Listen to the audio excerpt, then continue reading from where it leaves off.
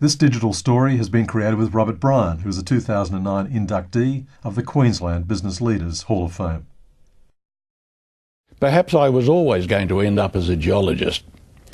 After all, my father was the professor of geology at the university and I was one of his students. My father always said that geology was every bit as much an art form as a science, and this mix, together with an outdoors livelihood, had a real appeal to me. This life was particularly appealing, of course, to a single young person. Complications crop up when you're married, as my first wife found out when I took her into Arnhem Land and she was pregnant with our first child. I did that field work when I was based in Canberra at the Bureau of Mineral Resources.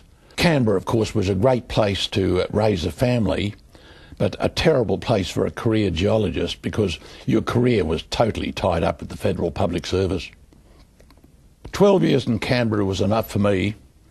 Many of my colleagues had left to join private companies. This was the time of the nickel boom, and I reckoned I was as good a geologist as they were.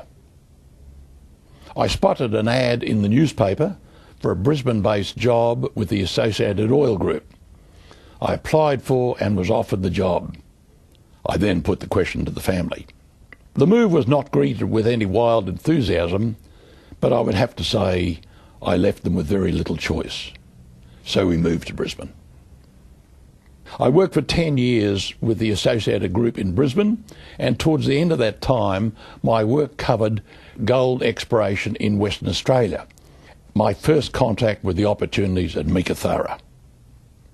My group had found an eminently mineable deposit there, and we were well on the road to developing it when the company lost its nerve following a drop in the price of gold.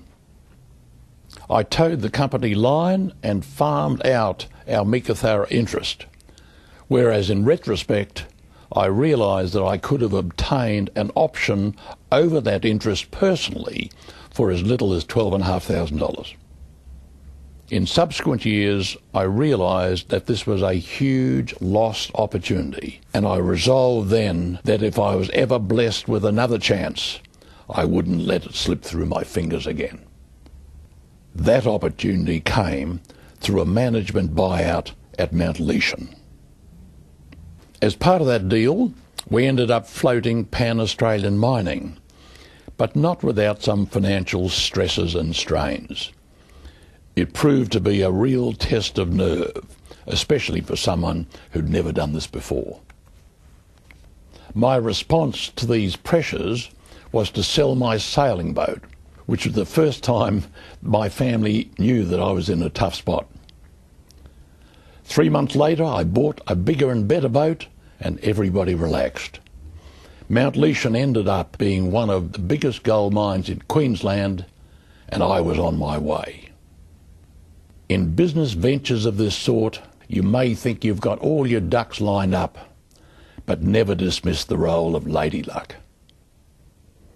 It hasn't always been a bed of roses, but I'd have to say that even at the lowest point, I stuck to one firm resolve. I never put the family home on the line.